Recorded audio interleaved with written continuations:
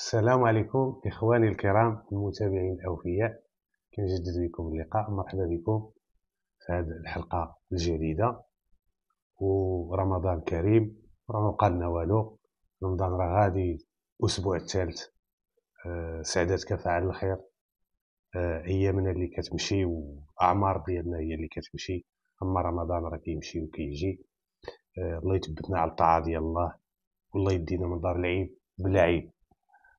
الحلقة ديال اليوم حلقة ديال القتل. الوقائع ديالها كانت وقعت في 2002 بالضبط، 2002. وواحد الحاجة بغيت نشير ليها، فاش كنقول مثلا راه وقعت جرائم، كنعاود جرائم وقعت في واحد البلاصة، ماشي يعني ان ديك البلاصة راه معروفة بالإجرام، حاشا. بحال مثلا دابا على سبيل الذكر، سلوان خدمت فيها في الجهة ديال الناظور، قلت شحال ديال الجرائم اللي ترتكبوا تما، ماشي يعني ان هذيك المنطقة راه فيها الإجرام ولا الناس ديالها، لا بالعكس. بالعكس هذوك الناس من أطيب خلق الله. أنا خدمت عندهم دابا راه تقريبا 20 عام هادي باش خرجت من عندهم، وباقي كنمشي عندهم، يشوفوني تما كيبداو يتجابدوني. الحمد لله ما حتى واحد ما كيبغي يخليني نمشي عند الاخر. الحمد لله ناس في المستوى، ناس ديال الكرم، وناس ما ناس مسالمين، وناس ما كيبغيوش الاجرام وما تيقبلوش الاجرام وما تيقبلوش التعذب كما بغى يكون. هذا غير للتوضيح. القضيه ديال كما قلت لكم 2002 كانوا واحد المنطقه بالنفوذ ديال كانت عندنا في السلوان بوعرق. كانت معروفه كما قلت لكم هذيك المنطقه فلاحيه فيها الفوارم بزاف، والناس ديال ديك المنطقه ديال الريف ما تيخدموش فلاحه بزاف. شكون اللي كيخدم في دوك الفوارم؟ ناس اللي كيجيو من الداخل، من وسط المغرب، من الغرب، من هنايا من جهه بني ملال، من جميع المناطق ديال المغرب، المناطق الفلاحيه كيجيو تمايا الناس اللي عندهم الفلاحه وكيخدموا في دوك الفوارم اللي كاينين تمايا. وكانت واحد الفيرما كانوا فيها شي خدامه كيخدموا مقابلينها تيخدموا فيها، وفي نفس الوقت كيباتوا تما.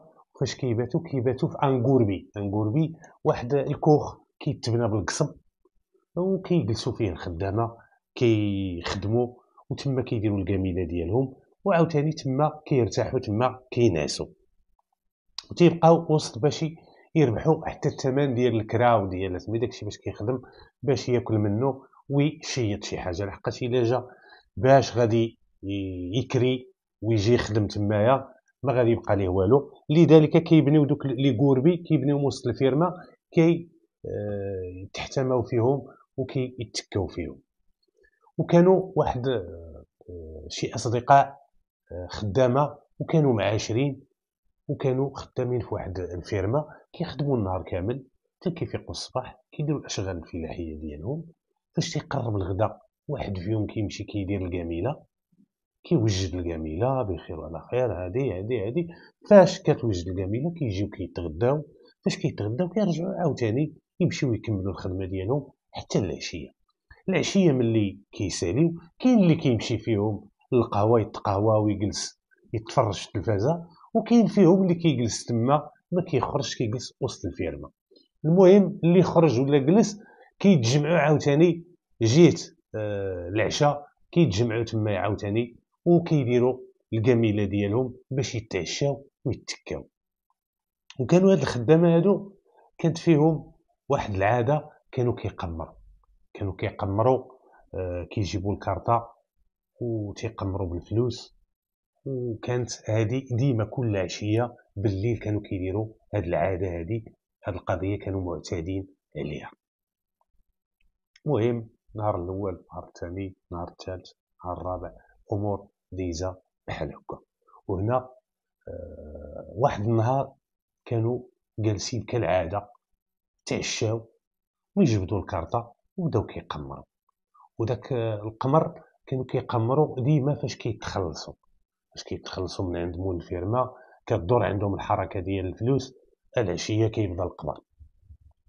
المهم هاد الناس هادو كانوا معتادين على هاد المساله كما قلت لكم، ديما كيديروها. واحد النهار جالسين تعشاو ملي كملوا العشاء ديالهم هما يجبدوا الكارطة كالعادة وبداو في القمر، مني منك مني منك مني منك مني منك، حتى الواحد فيهم في هذوك الخدامة ربح، دا القاعة كاملة الفلوس اللي دايرة تما داها ربحها، الآخرين مبقى عندهم والو. واحد فيهم من دوك الناس اللي خسروا مشى دبر على واحد 400 ريال من عند شي خدامة كانوا في واحد الفيرما تما قريبة ليهم، جاب واحد 400 ريال على أساس يكمل معاه. ملي جا يكمل معاه الآخر قال لي ما نكملش، هذاك اللي ربح اللي دا الفلوس قال لي ما نكملش. لا غادي تكمل، الآخر تيقول لي غادي تكمل، الآخر تيقول لي لا ما نكملش. المهم مني منك مني منك تزايدوا تشادوا ملي تشادوا هذاك اللي خسر الفلوس كان شي شويه صحيح، الاخر كان ضعيف. المهم غلب عليه، طيحوا دخلوا الناس بيناتهم، هذوك صحابهم دخلوا بيناتهم والو ما قدروا يفرقوا ما حتى حاجه، تشادوا مني منك مع هذاك تقهر وسميتو بدا كيسبوا ندير لك نفعل لك بلاتي والله حتى نوريك انت دابا حكرتي عليا ما حكرتي عليا. غادي الاخر ملي شدوا الارض وكرازها في الارض قال لي غادي تكمل لا ما تكملش لا ما ناض. هذاك اللي كان طايح ناعس على الارض والاخر متكي عليه ضربوا برجليه حاشاكم الجهاز التناسلي ديالو. ملي ضربوا الجهاز التناسلي الاخر تيجبد موس كان عنده، لحقاش هاد الناس هادو اللي كانوا كيخدموا الفلاحه تما كانوا كتلقى عندهم المواس ديما، كان عندهم المواس يجبد موس كان عنده في الجيب اللوراني ديال السروال ديالو. ملي جبدو تيضرب داك السيد اللي ربح ديك الفلوس وداك القمر، ضربو لهنا هنا فين غرز ليه الموس، ضربو الحلق ديالو بقى الموس مغرز هنا. السيد لما بدا الدم بدا كيشرشر، الاخر فاش ضربو زاد مع الطريق سمح فيه تما. بقاو هذوك الثلاثه اخرين دوك صحابهم اللي ساكنين معاهم وتيخدموا معاهم الخدامه الاخرين بقاو تما تيدابزوا باش يحيدوا ليه داك الموس. ما قدوش الاخر غير ملي شاف ديك الضربه اللي دار ليه عرف بان القضيه راه خايبه، زاد مع الطريق خرج من الفيرما وزاد. الناس ما جاو فين يعلموا مول الفيرما ويعلموا يعلموا المركز ديالنا حتى داموا الامانه امانته. السيد مات، جاو الناس ديال الوقايه المدنيه تما لقاو السيد مات. بطبيعه الحال الجثه ما كيهزوهاش الناس ديال الوقايه المدنيه. الناس ديال الوقايه المدنيه ممنوع عليهم باش يهزوا جثه، كيهزوا واحد السيد باقي فيه الروح كيدوه للسبيطار قصد تلقي العلاجات. اما بحال الجثه يمنع منعا كليا على الناس ديال الوقايه المدنيه باش يهزوها. كاينه سياره ديال نقل اموات هي اللي باش كيتهزوا الجثث وكيمشيو للمستودع ديال الاموات. المهم ملي تعلم المركز ديالنا مشينا كنجريو تما لعين المكان، البلاصه معروفه عندنا.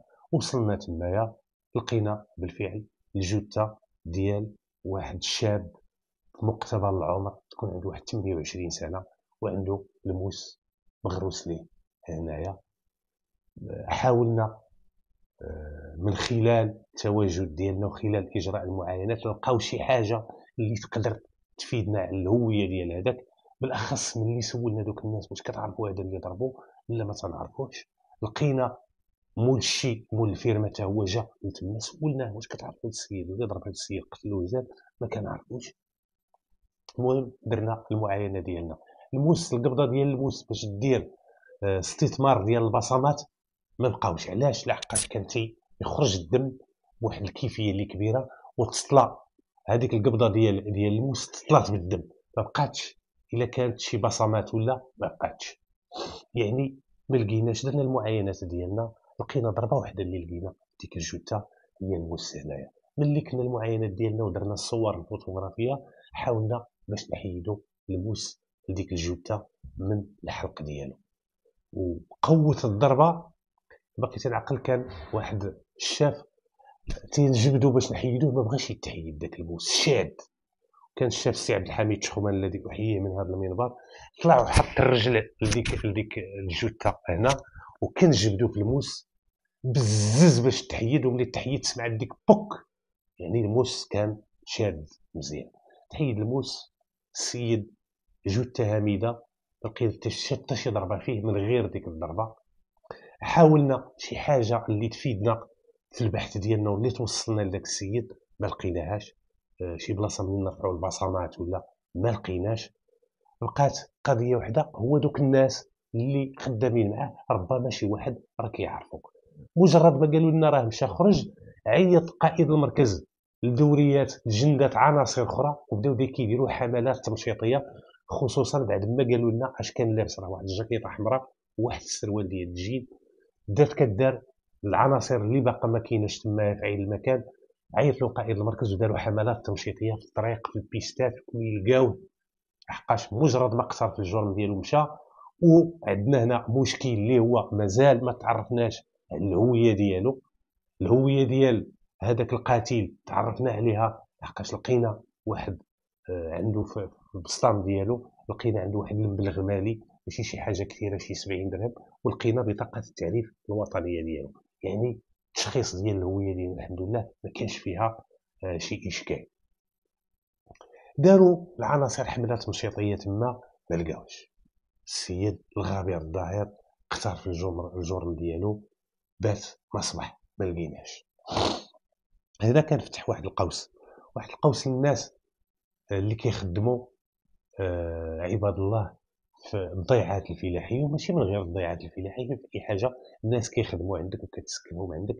راه واحد النصيحه، خصك تشد اقل حاجه ديرها، تشد البطاقه فوتوكوبي ديال لاكارت ناسيونال ديال دوك الخدامه اللي عندك. ما يمكنش تخدم ناس وما عندك عليهم حتى شي معلومه. واحد باغي تخدمو، راه خاص تشد ليه لاكارت ناسيونال ديالو، تشد ليه لاكارت ناسيونال ديالو. بحال هذا السيد دابا هو كان خدام ما يزيد، قالوا لنا من 5 شهور في ديك الفيرما، هو اقترف واحد الجرم، هو مشى في حالته ما عرفناش. مول الفيرما ما عرفوش علاش، لحقاش هنا كان اهمال. السيد كون شد ليه فوتوكوبي د لاكارت، باغي تخدم عندي مرحبا، راه فوتوكوبي د لاكارت ناسيونال. بهذا الاجراء هذا غادي ينجيك بشحال من حاجه. واحد اللي كان ريشيرشي ولا عنده شي مشاكل غير طلب ليه فوتوكوبي د لاكارت غادي يمشي في حالته، ما يبغيش يخدم عندك. انت تهنيتي من واحد المصيبه بعدا، غير باش يعرف المشاهد الكريم. وتنتمنى باش هاد النصائح تلقى اذان صاغيه، لحقاش كيستصغرها الانسان، ولكن فاش كتوقع الواقعه كتبان القيمه ديالها. هذاك السيد كون شد دابا فوتوكوبي ديال لاكارت ديال الخدامه ديالو، كنلقاو شي مشكل غادي يعطيه لينا هو فوتوكوبي لاكارت ديالو، هو معروف واخا هرب ومعروف. ماشي بحال هاد الحاله هادي، هرب، استمعنا لهادوك الخدامه اللي معاه حتى واحد فيهم ما تيعرفو. خدينا التصريحات ديالهم، قلت ودي ما كنعرفوش، كنعرفوه بواحد اللقب اللي عنده، حتى الاسم الشخصي ديالو ما كيعرفوش، الاسم العائله ديالو ما كيعرفوش، كيناديوه باللقب ديالو. اللقب ديالو باش كانوا كيلاقيوه كيناديو به، والسميه حتى واحد ما كيعرفها. وبقات الامور هكا. هو دار واحد الكارثه، زاد مع الطريق، ما خلى حتى اوكين تراس، ما خلى حتى شي واحد اللي يقدر يفيدنا. المهم الجثه كما كملنا المعاينات ديالنا، جات سياره نقل الاموات اللي تابعه للجماعه ديال بوعرق، داتها هذيك الجثه مشات لمستودع الاموات قصد الاخضاع ديال هذا التشريح الطبي. حقاش وكاين واخا كتلقى ضربه تلقى الموس، راه واخا ما ديرش التشريح الطبي، النيابه العامه كطالب باجراء التشريح الطبي باش تعرف السبب الحقيقي ديال الوفاه. هذا هو الهدف من اجراء التشريح الطبي. المهم ملي مشات كملات المعاينات، قلت لكم استمعنا لمولشي مول ديك الفيرما، استمعنا دوك 3 الخدامه كلهم في التصريحات ديالهم تيقول لك السيد راه خدم معنا واحد 5 شهور ولا 6 شهور، ولكن شي معلومات على الهويه ديالو ما كاينش. كما قلت لكم الاهمال ديال مول الفيرما اللي ما شد عنده لا كارت لا حتى شي حاجه، هو حتى هو راه عنده واحد القسط من هذا المشكل هذا. واخا ما عندوش فعل جرمي بطبيعه الحال، راه ما عندوش فعل جرمي، ولكن غير من باب المساعده ديال المخزن. ونعطي نصيحه للمناطق اللي فيها الفارم وناس كيكونوا فيها خدامه كيجيو من جميع ربوع المملكه، كنعطي واحد النصيحه لهاد الناس هادو: ما تخدم شي واحد شد لي فوتوكوبي د لاكارت ناسيونال ديالو وغادي تمشي تديهم للجدرميه، باش يبوينتيوهم. لحقاش بحال هاد المناطق بحال اكادير، بحال هاد المناطق ديال الشمال، راه تيكونوا ناس دايرين مصائب كبيره وسط المغرب وكيهربوا كيمشيو كيتخزنوا وسط دوك الفارم. الا كانت هاد الاجراءات هادو غنسدوا عليهم الباب، ما غاديش يقدر يجي تحت ما عندي تما داير فضيحه ولا داير قاتل ولا وجاي تحت ما عندي انا في فيرما. الا شديت عنده لاكارت ما غاديش اولا غير غتقول لي لاكارت ما غاديش يبغي يعطيها لك، غادي يمشي بعدك البلاد ديالو يديه لشي بلاصه اخرى. انت تهنيتي يمشي عند الاخر ما يبغيش يخدمو، غادي يقول لي عطيني لاكارت، ما غاديش يبغي يعطي لاكارت لحقاش عنده مشكل وغادي يمشي وغادي يبقى ما غيلقاش الخدمه. الا كان تعاذر ديال جميع المكونات راه ما غاديش يلقى داك السيد واحد المرتاع اللي غادي يجلس يتخزن فيه حتى يدير شي مصيبه اخرى بحال هاد خينا هذا. المهم كما قلت لكم استمعنا لهاد الناس كاملين حتى واحد ما عطانا شي فكره، وبقات القضيه هكا قتل بواسطه السلاح الابيض ضد مجهول. هذاك السيد خلاص تقتل تعرف، عيطنا درنا واحد البرقيه كدار واحد البرقيه للمركز الترابي ديال الدرك الملكي اللي كيسكنوا فيه العائله ديالو، تعلموا باش يجيو. الغد اللي بطبيعه الحال جاو التحقوا بنا، ديناهم لمستودع الاموات. ملي عرضنا عليهم تعرفوا عليه كذا هو ولدنا، بقى فيهم الحال بطبيعه الحال الله يرحمه ويوسع عليه في هاد العواشر. المهم وكملات القضيه هنا وحبسات، ما عندناش شي طريق اللي غادي نتبعوها باش نعرفوا داك السيد. دازت عليها ما يزيد من عامين تقريبا اللي دازت عليها. واحد النهار هذا المحضر انا اللي كنت دايرو، واحد النهار دازت عليه عامين تقريبا باش تعرفوا الروح عزيزه عند الله. دازت تقريبا عامين واحد العشيه تقريبا مور الجوج ثلاثه ديال العشيه كنت في الدار كنتلقى واحد الاتصال هاتفي من قائد المركز الله يرحمه ويوسع عليه. كان تيعيط ليا الاخر العنقود، كيقول لي الاخر العنقود فين راك؟ قلت لي رانا في الدار مجد نشاف. قال لي نجي دابا نجي دابا. قال لي بعدا سولني قال لي واحد القضيه اللي كانت في بوعرك هذاك اللي تقتل بالموس وسميت تضرب الحلق ديالو شكون اللي دارها واش انت؟ قلت له انا. قال لي واش جي وليدي راه بان واحد الجديد. مشيت كنجري مشيت لابريكاد، دخلت عند قائد المركز البيرو. ملي دخلت شكون اللي غنلقى واحد من دوك الخدامه اللي كنت سمعت لهم، دوك الثلاثه اللي كانوا معاه هذوك اللي سمعت لهم النهار وقعت الجريمه. لقيته تما قلت اش كيدير هذا هنا عفوا قلت اش كيدير هذا هنا. قال لي قائد المركز جلس. لقيته جالس السر قال لي واش عقلتي على هذا؟ قلت له عقلت عليه بزاف اش الحمد لله كانت عندي ذاكره قويه، وكان الا دازت شي حاجه قدامي ما كننساهاش الحمد لله. هذا فضل من عند الله سبحانه وتعالى. المهم كنقول بمازال ما فاتحنيش قائد المركز، كنقول واش بغى هذا جا لهنا شويه. قال لي واش عقلتي عليه؟ قلت له عقلت عليه. قال لي فين هذا فين شتيه؟ قلت له هذا كنت استمعت ليه في القضيه ديال القتل ديال داك السيد اللي كانت وقعات في الضيعه الفلاحيه في بوعرك. قال لي هذا السيد هذا راه عنده واحد الجديد تفكت ديك القضيه. الله ودي انا استمعت ليه بعدا قال لي لا كنعطاك معطيات غلطه. نعم شنو كاين؟ قال لي وديه استمع ليه فتح الكارني وخذ لي واحد التصريح راه غادي يعطيك معطيات اللي غادي تفيدك. بالفعل خديت ليه لاكارت ناسيونال ديالو الهويه ديالو وقلت له شنو علمك الله. قال لي هذاك النهار فاش وقعت عامين هذه فاش وقعت ديك الجريمه كنتي استمعتي ليا. قلت له واه كنت استمعت لك. قال لي استمعتي ليا اشنو قلت لك؟ قلت لك بانني هذاك السيد ما كنعرف عليه حتى شي حاجه، داك اللي قاتل ما كنعرف عليه حتى شي حاجه. قلت له واه هادشي اللي قلتي لي. قال لي هذا انا راه خزنت عليك الحقيقه وكذبت عليك. قلت له فاش كذبتي عليا؟ قلت لي قال لي داك السيد اللي قتل كنعرفو، ها الاسم ديالو. عطاني الاسم الشخصي ديالو اسم العائلي ديالو وعطاني العنوان ديالو. كان تيسكن في واحد الدوار في الغرب. قال لي وراه كذبت عليك، هذاك راه ولد الدوار ديالي وراه كنعرفو معرفه جيده، وفاش كذبت عليك وقع هذا المشكل هذا مجرد ما كمل راه مشيت رجعت للدوار والسيد راه حتى هو عايش تما في الدوار عايش حياه طبيعيه. وقال لي راه نزوج وراه نسى هذيك القتيله كاع نساها، ولكن انا عندي مشكل. قلت له شنو المشكل عندك؟ قال لي ملي مشيت وانا كنتعذب ما كنعش. قال لي ما كنعش. قال لي كنت تكا كيخرج ليا كيوقف قدامي داك السيد اللي تقتل. قال لي الضمير ديالي ما ارتاحش. قال لي نهار على خوه نهار على خوه حاولت نصبر. قال لي ما قديتش، داكشي عاد كيزيد كيقوى، والعذاب ديال الضمير راه ما كاين ما اكثر منه.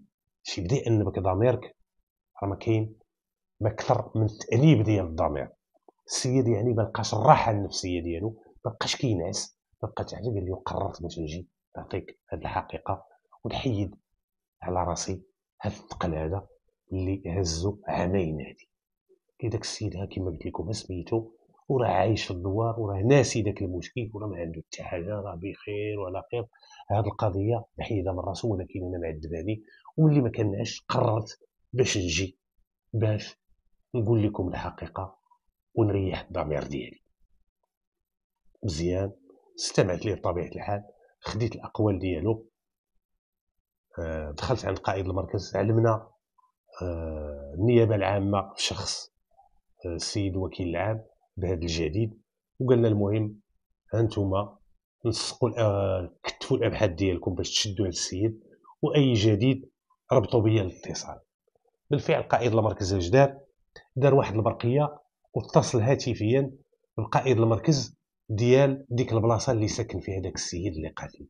قال لي ودي اما ديرو شاف كان دار ليه برقيه واحد الميساج، ومن غير الميساج عيط ليه في التليفون الله بريات. قال ليه الله يرحم الوالدين مجين شاف عندك واحد في الدوار الفلاني ها سميتو ها سميتو. قال لي بلاتي نسول نقدم نسول هذاك اللي شاف. عاود رد عليه قال لي كاين راه كاين في الدوار هنا. قال لي هذاك الله يرحم الوالدين مجين شاف راه قاتل روح، حاول باش تشدوه وعلمنا باش نصيفط العناصر يجيبوه. قال لي مرحبا. هذاك قائد المركز حتى هو حقاش قضيه ديال القتل ماشي شي حاجه اللي سهله، مجرد ما تلقى المعلومه جند العناصر ديالو مشاو ليه مقصدين، مشاو ليه تمكنوا باش شدوه جابوه لا بريغاد ديالهم تمايا. كانوا جابوه لا بريغاد ديال سيدي سليمان، و لا بريغاد ديال سيدي سليمان دارت لنا برقيه وعيط قائد المركز قال لنا داك السيد اللي كتقلبوا عليه راه عندي في المركز. علمنا النيابه العامه وتجندنا واحد الدوريه فيها 4 الناس، وانتقلنا لسيدي سليمان. انتقلنا لسيدي سليمان، شدينا تسلمنا ملي وصلنا، تسلمنا داك السيد يتسلمنا عفوا درنا ليه المينوط، ركبناه في الجيب وجينا في حالاتنا، شدينا الطريق ومن الغربته للناظور فكاينه جبده ديال الطريق. المهم ملي وصلنا درنا الاتصال بجانب الوكيل العام، قال لنا ديروه في الحراسه النظريه. درناه في الحراسه النظريه، استمعنا ليه في محضر مفصل وما لقى ما يقول، بالخصوص ملي واجهناه مع هذاك السيد اللي كان تما لحقاش بقى تيتسنانا تما. هذاك السيد بقات لاكارت ديالو عندنا، قلنا ليه حتى يجي باش نواجهوك معاه. بالفعل قال لكم مرحبا انا راه من اشاره العداله. تعاوننا معاه، قلت له راه ما عنديش باش غادي نشد نوطايل وسميتو. تعاوننا معاه حنا العناصر، جمعنا ليه شي فلوس بيناتنا، قلنا له ودي تصبر معنا واحد اليومين ولا غير ما نجيبو هذاك. فعلا جبناه، كنا شدينا له واحد لوطيل وكنا كنسولو فيه ديما. تما نهار وصلنا مشينا لعندو جبناه واجهناه معاه بقى السيد ما يقول. اعترف وقال لك ودي علاش دابزنا راه على القمر وما بغاش يدير لنا الفلوس وما بغاش يكمل معايا. ملي ما بغاش يكمل تشادينا انا وياه، ضربني، ما قصحني بديك الضربه، ضربني الجهاز التناسلي ديالي، جبت الموس وضربته. ما خممت ما حتى حاجه، هادشي اللي وقع. خدينا لي داك التصريح ديالو، درنا اعاده تمثيل ديال الجريمه وثقناها بصور فوتوغرافيه، ومشى قدمناه امام العداله وراج الملف ديالو امام القضاء، وصدر في حقه واحد حكم نهائي حائز لقوه الشيء المقضي به، الا وهو 30 سنه سجنا نافذا بفضل الله سبحانه وتعالى، وبفضل هذاك الشخص اللي انبو الضمير ديالو تفك هذا اللغز هذا، وتمكننا من القاء القبض على هذاك القاتل وتفك. وهذه القضيه تفكات الحمد لله. وهنا غادي نفتح قوس ونعاود قضيه ديال لي كارت ناسيونال.